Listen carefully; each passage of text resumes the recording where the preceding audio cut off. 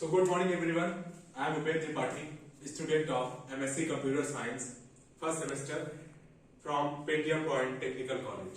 So I am going to present a PPT on Gauss-Jordan elimination. I made this PPT in guidance of Sri Akhilesh Misra sir. So now I start. So Gauss-Jordan होता क्या?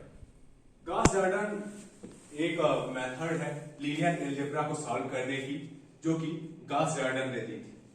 इसमें होता क्या है कि जब भी कोई हमें एक लीनियर इक्वेशन, कोई तीन लीनियर इक्वेशंस होती हैं और उनको हम इस मेथड की सहायता से सॉल्व करते हैं।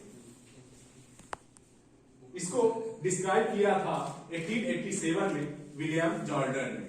इसलिए एक्चुअली में होता क्या है कि हम सबसे पहले करते क्या है कि कोई अगर हमें इक्वेशन दी गई होती है तीन, उनके हम कोफिशिएंट लिखते हैं, एक्स वाई जेड जो उनकी वैल्यूज होती है वो लिखते हैं, और जो इक्वल टू के बाद उनकी वी वैल्यू होती है उनको लिखते हैं और उनको एसोलेन फॉर्म में लिखते हैं। एसोलेन फॉर्म होता क्या है कि जैसे अगर कोई है मैट्रिक्स बनी हुई है, उसमें से अगर उसके डायगोनल में 1 1 1 आ जाए तो जरूरी नहीं कि उसके अगर डायगोनल के ऊपर अगर कोई नंबर आता है तो उससे कोई मैटर नहीं करता, लेकिन डायगोनल के नीचे जो भी वैल्यूज आती हैं वो 0 ही होनी चाहिए, तो उसको एसोलेन फॉर्म कहा जाता है। अब इसके स्टेप्स क्या होंगे सॉल्व करने के? सबसे पहले हम क्या करेंगे कि कुछ इक्वेशंस लिखेंगे। इक्वेशन को फिर हम करेंगे ax = b के फॉर्म में करेंगे। a होता है उसमें जो भी कोफिशिएंट होंगे उसको लिखेंगे, और x y z और 3/3 की मैट्रिक्स बनाएंगे उसको, और b जो इसके इक्वल टू में रिजल्ट होंगे। उसके बाद हम उसको आर्गुमेंट मैट्रिक्स फाइंड करेंगे, ax = b c = a अनुपात b, वो फाइंड करेंगे। फिर उसके बाद उसको एसोलेन फॉर्म में हम कन्वर्ट करेंगे, और लास्ट में जब वो एसोलेन फॉर्म में आ जाएगा तो फिर उससे कुछ इक्वेशंस बनाएंगे, या फिर x y z की वैल्यूज आ जाएंगी जो कि इस इक्वेशन में रख के हम सेटिस्फाइड करेंगे कि जो वैल्यूज आई है वो सही है या नहीं। तो एक एग्जांपल है जिसको हम सॉल्व करेंगे। ये एक मैट्रिक्स हो गया, ये कुछ इक्वेशंस हो गई, जैसे x y z = 5 और 2x + 3y = 2x + 3y + 5z = 8, 4x + 5z = 2। अब हम इसको आर्गुमेंट मैट्रिक्स में हमने इसको कन्वर्ट कर दिया है, जो कि x का कोफिशिएंट 1 था, y का कोफिशिएंट 1 था और z का भी कोफिशिएंट 1 था, उसके इक्वल टू में 5 था, तो यहां हमने 5 को लिख लिया है। फिर ऐसे ही सेकंड इक्वेशन में इसके कोफिशिएंट थे और थर्ड इक्वेशन में भी इसके कोफिशिएंट थे।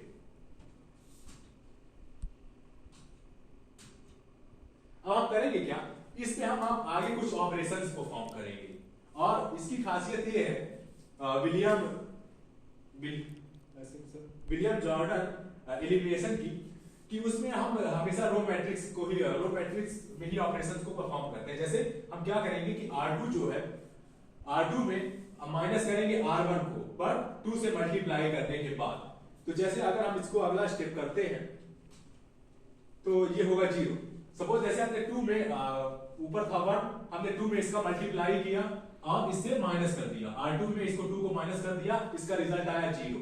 फिर हमने इसको 2 से मल्टीप्लाई किया, 1 को 2 आया, फिर इसको 3 को माइनस कर दिया तो रिजल्ट आया 1।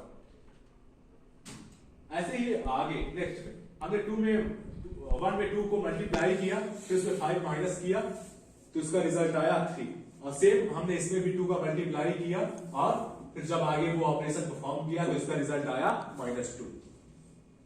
सेम अब जैसा कि मैंने बताया था कि एसोलेन फॉर्म में इसको कन्वर्ट करना है, तो जो भी इसका डायगोनल है यहाँ पे 1 आ जाना चाहिए और यहाँ पे 0 आ जाना चाहिए, लेकिन अभी भी यहाँ पे 4 बच रहा है और यहाँ पे 5 है। इस वजह से हम इसको करेंगे क्या कि आगे भी ऑपरेशंस को परफॉर्म करेंगे और यहाँ पे 0 लाने का प्रयास करेंगे। आगे हम करेंगे तीसरी रो है, ये है थर्ड रो। इसमें हम क्या करेंगे कि 4R1 को माइनस करेंगे, मतलब 4 का मल्टीप्लाई करेंगे और फिर इसको माइनस करेंगे इससे, तो आगे रिजल्ट क्या आएगा ये देखते हैं। अगर हमने 4 को मल्टीप्लाई किया, 1 से 4 आया, इसमें माइनस किया, रिजल्ट आया 0। फिर हमने 4 को 1 से मल्टीप्लाई किया, यहाँ पे माइनस किया तो रिजल्ट आया -4, और फिर 4 को हमने 1 से मल्टीप्लाई किया, उसका रिजल्ट आया 1। फिर आगे 4 का मल्टीप्लाई किया 5 से और माइनस किया उसको R3 से, तो उसका रिजल्ट आया 18। फिर अभी भी जो हमारी मैट्रिक्स है वो यहाँ पे 0 नहीं आ रहा है, यहाँ पे तो 1 आ गया डायगोनल में, लेकिन यहाँ पे 0 नहीं आ रहा है। तो फिर हम ऑपरेशन परफॉर्म करेंगे, रो ऑपरेशन ही परफॉर्म करेंगे। ये है R3, ये है रो 3। अब क्या करेंगे कि R2 में 4 का मल्टीप्लाई करेंगे और इन दोनों को ऐड कर देंगे। फर्स्ट 0 है, रिजल्ट इसका 0 आ जाएगा।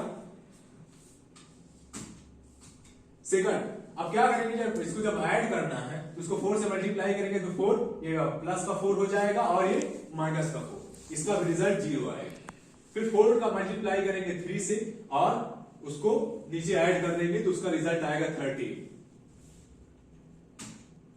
आगे जब हम 4 का मल्टीप्लाई इसमें करेंगे, फिर आगे ये एडिशन परफॉर्म करेंगे तो उसका रिजल्ट -26 आएगा। अब यहाँ पे तो 0 आ चुका है, लेकिन यहाँ पे 13 आ गया है। उसके लिए हम नेक्स्ट ऑपरेशन परफॉर्म करेंगे कि जिससे यहाँ भी 1 आ जाए।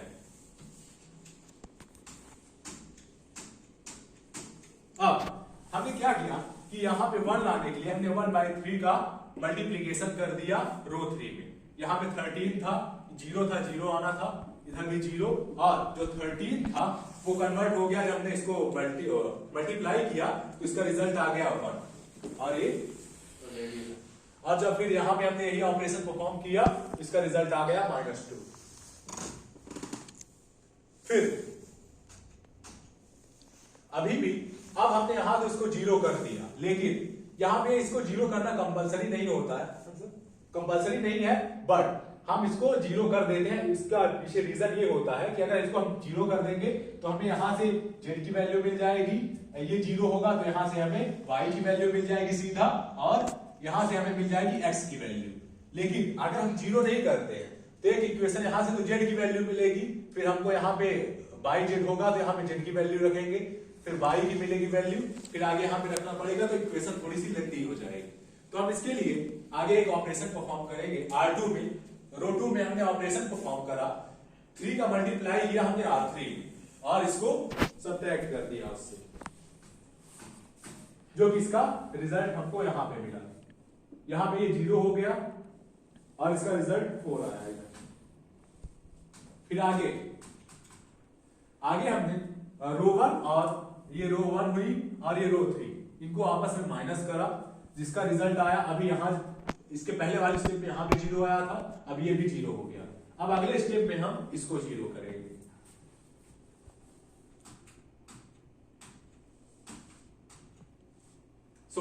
हमने अगले उसमें रो ऑपरेशन परफॉर्म करा, जिसमें R1 था रो 1 और R2, इनको आपस में हमने सब्ट्रैक्ट किया, जिसका रिजल्ट आया यहाँ पे। अब ये एसोलेट फॉर्म में आ चुका है, इसके डायगोनल में 1 और इसके ऊपर 0 है, ऊपर भी 0 है नीचे भी। अब जब पीछे सारे ऊपर भी 0 हो चुका था और नीचे भी वो एसोलेट फॉर्म में आ चुका था, जहां से हमें यहां से अब मिलेगी x की वैल्यू 3। हम इसको इक्वेशन क्रिएट करेंगे तो x प्लस ये 0y, जिसका कोई मतलब होगा नहीं, और 0z, इसका भी कोई मतलब नहीं होगा। तो यहां से हमको डायरेक्ट x की वैल्यू मिलेगी, x = 3, यहां से y की वैल्यू मिलेगी, y = 4, और यहां से z की वैल्यू मिलेगी, z = -2, जो कि ये हमें x की वैल्यू 3 मिल गई, y की 4 और z की -2। अब हम क्या करेंगे कि हम क्रॉस एग्जामिन करेंगे कि ये जो हमारे रिजल्ट आए हैं ये हमारे इक्वेशन को सेटिस्फाइड करते हैं या नहीं, या फिर ये रिजल्ट सही है या नहीं। तो हम क्या करेंगे कि ये जो वैल्यूज हैं इनको उठा के जो हमारी इक्वेशंस थी स्टार्टिंग में, इक्वेशन 1 2 3, इनमें रख देंगे, और अगर ये रिजल्ट सही होंगे तो ये दोनों इक्वल आना चाहिए इनको। देखिए हमने फर्स्ट इक्वेशन में रखा रिजल्ट, हमने फर्स्ट इक्वेशन में इसके लिए इसको रखा x और y z, इन तीनों की वैल्यू को रखा। तो हमने सॉल्व किया इसको, और 3 + 4 और -2, तो इसमें ये 4 और 3 7 हो जाएगा, माइनस करेंगे 2 5, मतलब फर्स्ट इक्वेशन सेटिस्फाइड हो गई, मतलब रिजल्ट ठीक आया। अब सेकंड इक्वेशन को सेटिस्फाइड करते हैं। यहाँ पे हमने x की जगह 3 रखा, y की जगह हमने 4 रखा, और z की जगह हमने -2 रखा। अगर इस इक्वेशंस को हम सॉल्व करेंगे तो ये भी रिजल्ट को सेटिस्फाइड करेगा, जो कि 8 = 8, मतलब ये भी, इसके लिए भी हमारा जो आंसर है वो इस इक्वेशन को सेटिस्फाइड कर रहा है, मतलब आंसर सही है। आगे इसमें y है नहीं, तो हम x और z की वैल्यू रखेंगे, जो कि यहाँ पे रखने पर ये 12 होगा, और आगे इसको सॉल्व करेंगे तो इक्वल टू 2 आएगा, जो कि हमारे इक्वेशन को सेटिस्फाइड करता है। सो ये था मेरा गॉस जॉर्डन एलिमिनेशन का प्रेजेंटेशन, जो कि मैंने अखिलेश मिश्रा सर के गाइडेंस में बनाया था। आई होप आप सभी को अच्छा लगा होगा, और अगर किसी की क्वेरीज हो तो जरूर पूछ सकते हैं। Thank you.